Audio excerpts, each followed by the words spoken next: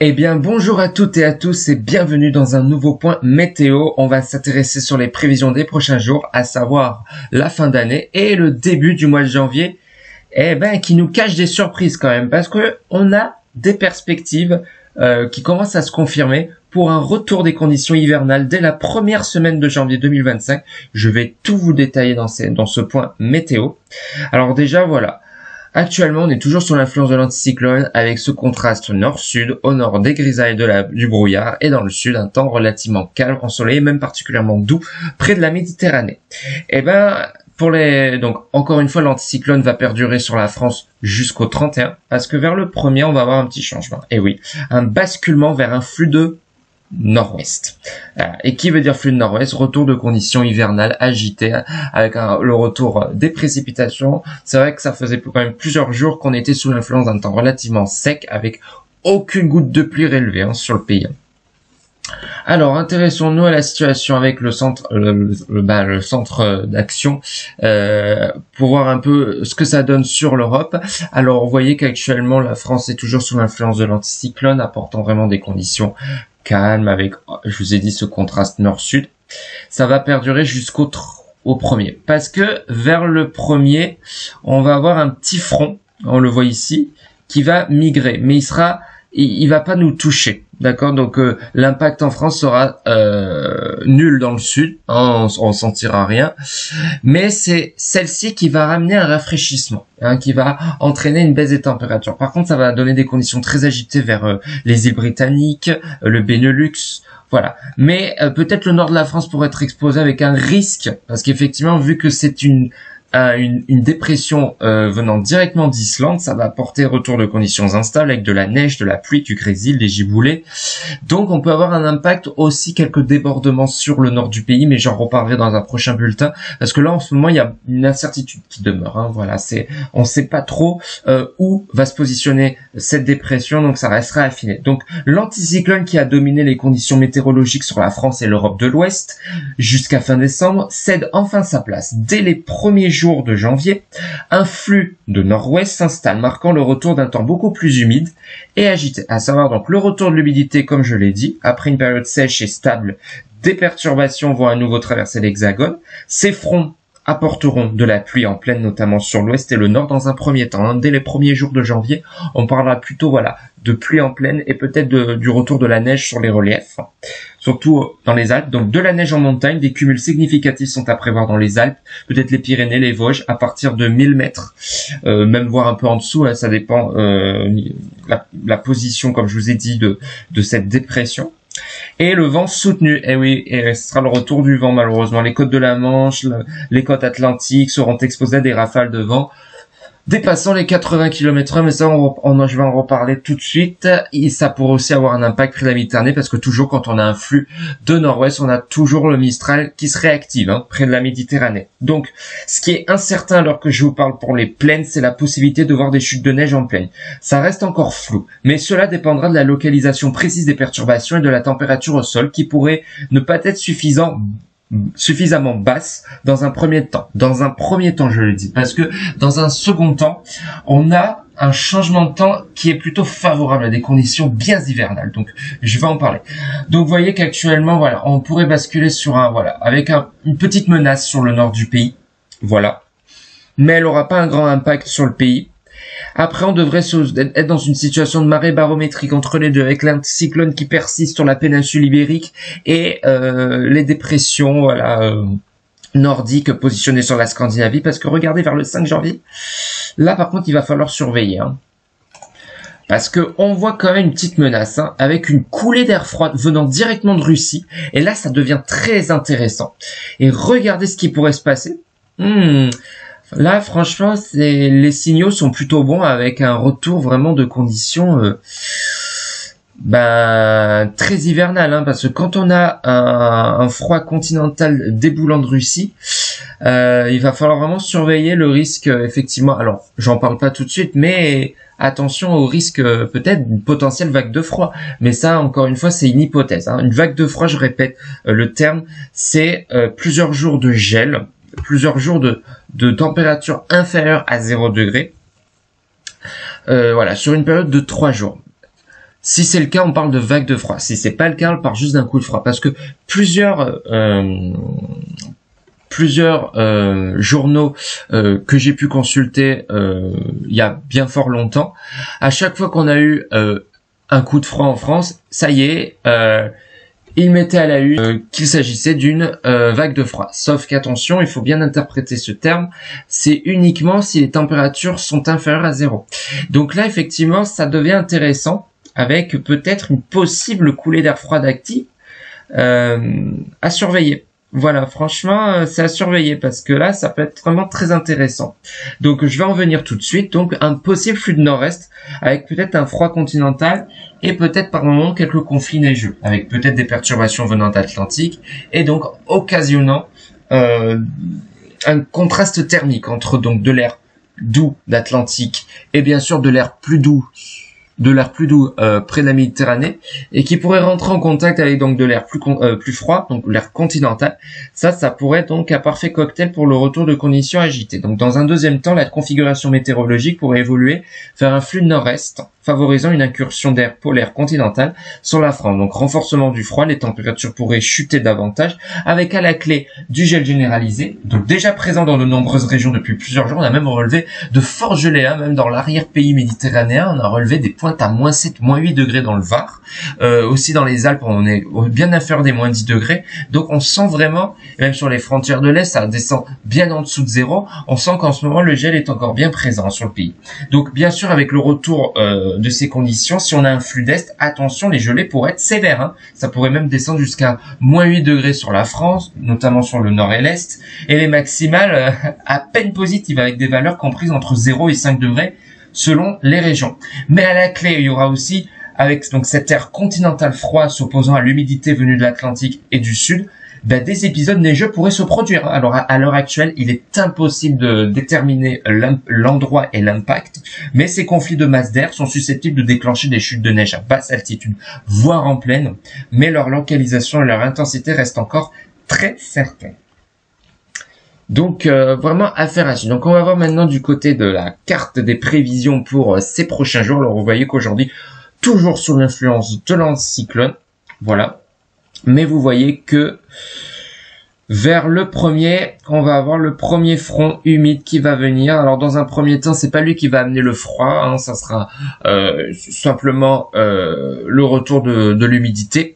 Ça sera pour les jours suivants que le froid va s'accentuer parce que regardez, on a un petit risque, voilà, un petit risque, déjà le retour de la neige sur les reliefs. Mais vous voyez par la suite, il va falloir surveiller vers le 3 parce que regardez, le modèle GFS voit une perturbation venant de l'Atlantique. Mais si les sols sont suffisamment froids, ça pourrait peut-être donner de la neige avec un épisode pluvio-neigeux sur la façade atlantique. Et ensuite, cette dépression pourrait s'évacuer sur la Méditerranée. Mais regardez par la suite. Eh ben oui, si on a ce froid continental de Russie, on pourrait avoir vraiment un risque de neige en pleine sur le nord-est du pays dans un premier temps. Peut-être même sur le sud-est. Alors ça, voilà, ça reste à confirmer. Mais vous voyez, le modèle GFS voit vraiment des risques d'humidité entre le nord-est et le sud-est, avec aussi avec un conflit de masse d'air sur l'Espagne. Aussi, des chutes de neige pourraient être attendues en Espagne. Donc vraiment, affaire à suivre. Peut-être après, par la suite, on ne sait pas. Donc ça, c'est le modèle GFS. Le modèle ECMWF, lui, on va voir ce qu'il dit, mais il est peut-être pas tout à fait d'accord sur la position de la dépression, l'impact aussi, voilà. Donc, les scénarios divergent. Mais lui aussi, il parle notamment d'un rafraîchissement, d'un refroidissement sur le pays, avec donc le retour de conditions plus perturbées sur la France. Et donc, alors, on va quand même déjà s'intéresser sur le modèle ECMWF.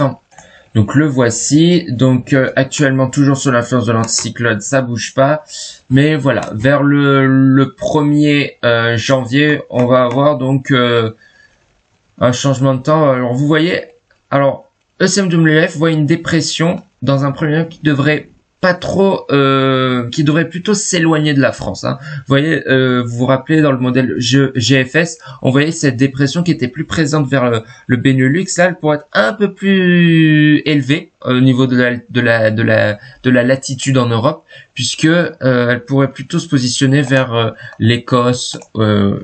Voilà, le nord des îles britanniques. Et donc vraiment ça, dans un premier temps, on sera pas touché. Hein. Les premiers jours de janvier, dans un premier temps, ça sera pas l'arrivée du froid. D'accord, ça sera vraiment une période de transition. Mais c'est surtout par la suite, vous voyez, là ça devient intéressant. Vers le 5 et 6 janvier, là peut-être on va avoir un froid beaucoup plus mordant. Donc ça va être vraiment à suivre. Hein. Vraiment, il y a des incertitudes encore, mais vous voyez, donc c'est vers le 1er hein, que ça va, où le temps va à nouveau être perturbé avec le retour de conditions instables avec de la pluie. Mais regardez, avec les perturbations atlantiques qui pourraient peut-être provoquer un épisode pluvio-neigeux sur la France vers le 4 janvier. Et peut-être par la suite, vous voyez, là on pourrait avoir vraiment une bombe météorologique vers le 6. Regardez selon le modèle ECMWF. Alors là, un véritable conflit neigeux avec vraiment une dépression donc qui remonterait d'Espagne, mais au contact de l'air froid venant de l'est, eh ben ça pourrait vraiment être des conditions intéressantes, vraiment des conditions instables vers le 6-7 janvier à suivre. Vous voyez, donc il y a des incertitudes, mais là franchement ça devient très intéressant ce qui pourrait se passer quand même. Hein. Voilà. Alors on va voir en France, ça sera peut-être plus clair. Mais franchement, voilà. Donc, ce qu'il faut retenir de ces prévisions, c'est que pour la première semaine de janvier, basculement vers un flux de nord-ouest avec le retour de la pluie, de la neige en montagne et du vent, des conditions plus fraîches mais encore humides. Et la deuxième étape va intervenir vers le 5 janvier avec un possible basculement vers un flux de nord-est, accentuant le froid avec un caractère plus sec et continental. Un gel généralisé renforcé et d'éventuels épisodes neigeux liés à des conflits de masse d'air. L'incertitude, je vous l'ai dit, c'est la localisation précise des chutes de neige en plaine et l'intensité du froid et de la durée des conditions hivernales. Donc, ouais, les conditions vont se détériorer vers le 2 janvier avec dans un premier temps ce flux qui va arriver actif, hein, un flux actif avec donc le retour de conditions agitées, peut-être par moment un risque de giboulet, on le voit. Mais c'est surtout pour la suite, regardez, avec les dépressions océaniques, au contact de l'air continental sur l'est de la France, ça pourrait donner un risque d'épisode pluvio-neigeux, vous voyez. On le voit hein, en rose et en violet, c'est la neige. Donc ça pourrait être intéressant. Mais c'est surtout par la suite, regardez vers le 6 où le modèle ECMWF s'enflamme carrément avec, regardez, une véritable bombe météorologique avec de la neige généralisée sur tout le sud-ouest et l'ouest du pays. Alors là, ça serait incroyable, mais donc ça reste à confirmer. Ça serait vraiment une situation vraiment chaotique hein, sur la France. Ça devait vraiment se produire. Donc vraiment affaire à suivre. Alors regardez la masse d'air en Europe pour ces prochains jours. Vous voyez, ce matin on a eu beaucoup de gel encore hein, sur le flanc est du pays, le nord-est et tout. Donc on sent quand même le gel est bien présent. Vous savez qu'avec l'anticyclone en hiver, c'est synonyme de froid, donc avec du gel le matin et des journées plutôt douces l'après-midi. Donc c'est le cas. Et ce gel va au moins perdurer. Et ben il va même rester un moment sur le flanc est puisque comme après on va avoir le retour de conditions hivernales, et ben ça va encore accentuer. Voilà. La sensation du froid. Donc vous voyez vers le 2, on voit donc le front qui arrive et qui va avec elle amener donc de l'air beaucoup plus froid sur le pays. Et c'est vers le 4 que le froid devrait envelopper l'intégralité du pays, peut-être vers plus le 5, avec encore des températures agréables près de la Méditerranée, mais vous voyez qu'en France, ça y est, le froid est bien installé. Et c'est vers le 6 où regardez un changement de temps, hein, avec peut-être un basculant dans un flux de nord-est. Et là, ça devient intéressant parce que ça serait un froid beaucoup plus vif.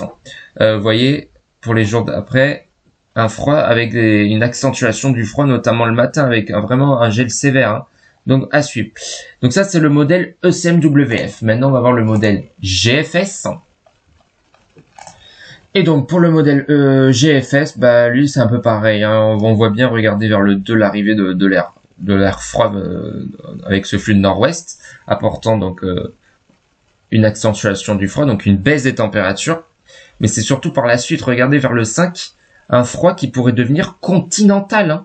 On le voit bien, ce flux qui vient directement de Russie et qui pourrait donner des conditions agitées. Même regardez pour le 6 janvier, des températures qui seraient même en dessous de la barre des 0 degrés, même au meilleur de la journée sur l'est du pays. Et donc là, ça deviendrait vraiment intéressant. Regardez pour le 7, un gel généralisé. Aucune région ne serait épargnée par le gel. Un gel qui serait particulièrement sévère sur le nord-est, avec peut-être des pointes à -10. Et peut-être des possibles risques de vagues de froid, mais alors ça restera à confirmer.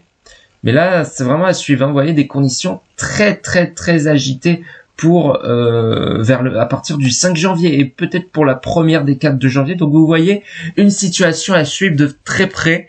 Voilà, parce que des incertitudes subsistent, hein, surtout vers la localisation donc de ce froid. Et si on va bel et bien avoir un basculement dans un flux de nord-est avec donc une accentuation du froid avec de l'air venant directement de Russie pourrait donner des conditions instables notamment près de la Méditerranée parce que ça favoriserait un conflit de Mazet entre les eaux douces de la Méditerranée et l'air plus froid venant de l'Est. Donc vraiment une situation à suivre de très près. Voici la carte des vents, beaucoup de choses à dire. Regardez, on le voit que je vous avais montré donc vers le 31 et le 1er, on a cette première dépression nordique qui devrait passer sur le Benelux. Et ben, il y aura quand même un petit impact en France avec le retour du vent, des rafales à 80 voire 90 km/h sur le Pas-de-Calais dans la nuit du 1er au 2 janvier. Alors je vous donnerai une prévision détaillée pour la Saint-Sylvestre, mais en tout cas ça devrait être des conditions encore calmes, hein, pour la veille pour le réveillon. C'est vraiment au-delà du 1er janvier que la situation va changer. Donc vous voyez bien vraiment des conditions peut-être chaotiques, avec regardez le vent qui pourrait s'accentuer peut-être en tempête pour le 2 janvier, des rafales qui pourraient dépasser les 100 km/h sur le nord de la France, donc à surveiller. Et après, voilà, ça devrait tout s'évacuer par l'est par la suite. Mais regardez, bien sûr, vu qu'on a un flux de nord-ouest, le retour du vent près de la Méditerranée, du Mistral et Tramontane qui pourrait souffler fort, des rafales. Alors, pas si fortes que ce qu'on a connu la semaine dernière, même cette semaine, avec ça a vraiment drôlement soufflé. Donc, vous vous rappelez, on a eu dépassé les 100 km/h. Donc là, ça devrait être quand même des rafales proches des 100, mais voilà, on réaffinera tout ça dans les prochains jours parce que pour le moment, c'est juste des estimations, hein. Et terminons ce bulletin avec donc le risque de neige en plaine. Donc vous voyez qu'en montagne, il a bien neigé, hein, ces derniers jours. Ça pourrait donc à nouveau se détériorer aux alentours donc du 1er janvier, donc avec ce basculement de flux. Mais dans un premier temps, je vous ai dit que ça sera de la pluie. Mais regardez vers le 7 janvier comment ça se détériore. On voit là vraiment tout l'est du pays peut-être touché par des conditions hivernales avec peut-être de la neige jusqu'en plaine, la généralisée.